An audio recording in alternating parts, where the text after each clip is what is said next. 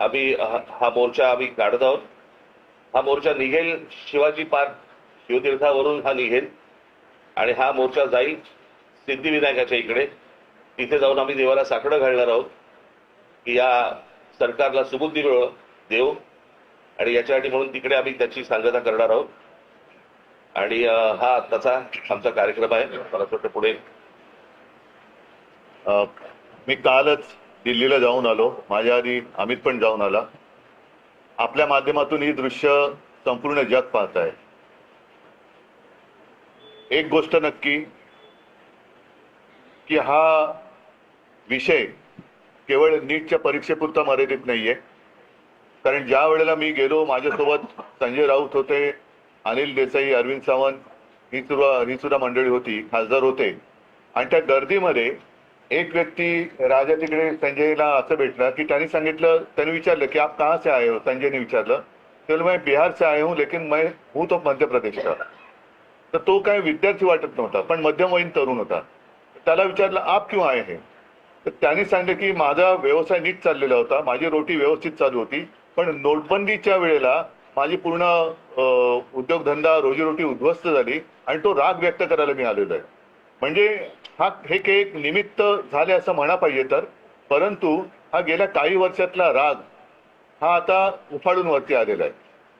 दुर्दैवाने आज मी वृत्तपत्रात वाचलं आणि कालच आपल्या माध्यमातून मी बघितलं की न्यायमूर्तींना किंवा न्यायालयाला या प्रकरणाकडे लक्ष द्यायला वेळ नाही असं ते म्हणाले। आता विषय असा झालेला आहे की दिल्लीमध्ये मला सुद्धा तिथल्या काही मुली भेटल्या आणि त्या संतप्त होत्या। त्या सांगत होत्या की आमचे कपडे फाडले गेले, वाटेल तसं मारलं गेलं, काही ठिकाणी तर लाठ्या काट्यांना खिळे लावून, गजलेले खिळे लावून मारलं गेलं, डोकी फोडली गेली। आणि काल एक व्यक्ती, जी महिला म्हणजे मुलगी जी अत्यवस्थ होती, मला कल्पना नाही, आता तिथे येता येताना वाचलं, आता आहे की नाही मला माहिती नाहीये।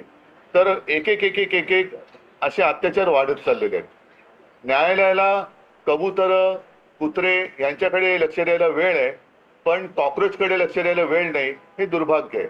आणि देशाची परिस्थिती आता अशी झाली का, आणि न्यायालयाची परिस्थिती सुद्धा अशी धृतराष्ट्रासारखी झाली का, म्हणजे द्रौपदीने धृतराष्ट्राकडे न्याय मागण्यासारखं झालेलं आहे आता।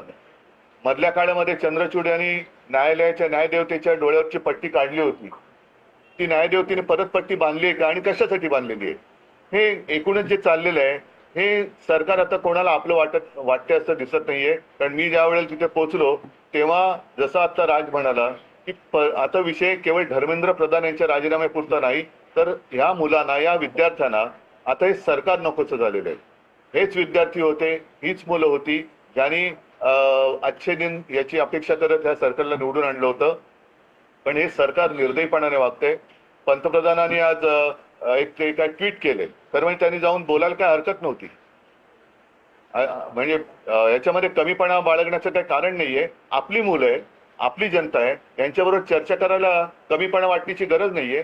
पहिल्या दिवशी जर का सरकारने यांच्याबरोबर चर्चेचे दरवाजे उघडले असते किंवा पहिल्या दिवशी जर का यांना बोलवलं असतं तर ही इथपर्यंत वेळ वाढली नसती, एवढी हे आंदोलन ताणलं गेलं नसतं। लोकांना आज व्यक्त व्हायचंय, इतके वर्ष साठलेला राग, असंतोष हा उफाडून वर आलेला आहे आणि त्याला एक वाट करून देण्याचा आम्ही प्रयत्न करतोय। ही वाट करून देत असताना सर्वांना सांगतोय की कोणीही, कारण बरेच जण या असंतोषाच्या ठिणगीला वेगळं वळण लावण्याचा प्रयत्न करतायत, मग पोलिसांवरती हल्ले करण्याचा प्रयत्न करतायत। काही गुंड म्हणजे सिव्हिल ड्रेस मधले लोक, यांच्यात पोलिसांच्या लाठ्या यांच्या हातात कशा आलेल्या आहेत, मग त्यांच्या तिकडे नावाची पट्टी पण नाहीये, काही कपडे त्यांचे पोलिसांचे नाहीयेत। म्हणजे हे गुंड, आता माझं मग असं म्हणणं आहे की हे आंदोलन मोडायला पाकिस्तानमधून गुंड भाजपने आणलेत का, कारण यांची काय ओळख पाळख काही नाहीये। त्यांना ओळख विचारलं तर सरळ ते काय त्यांच्या निर्विकार चेहऱ्याने ते आपले बघतात लोकांकडे, काही त्यांना पडलेलं नाहीये, ना मुलांच्या व्यथेची त्यांना जाणीव आहे, ना त्यांच्या वेदनेची त्यांना जाणीव आहे। बेसुमार लाठीमार करतायत आणि अशी ही सगळी गुंडागर्दी ही सरकार चालवत असताना कोणी गप्प बसू नये, आपण व्यक्त व्हायला पाहिजे। आणि त्या व्यक्त होण्यासाठी, ती वाट करून देण्यासाठी येत्या रविवारी आम्ही मी मोर्चा म्हणण्यापेक्षा एक देशाची ताकद काय असते ही ताकद दाखवून देण्यासाठी ह्या मोर्चाचं आयोजन केलेलं आहे। जसं राजने सांगितलं की शिवाजी पार्क ते सिद्धिविनायकला राज आपण जाऊन दोन गोष्टी करू. एक तर या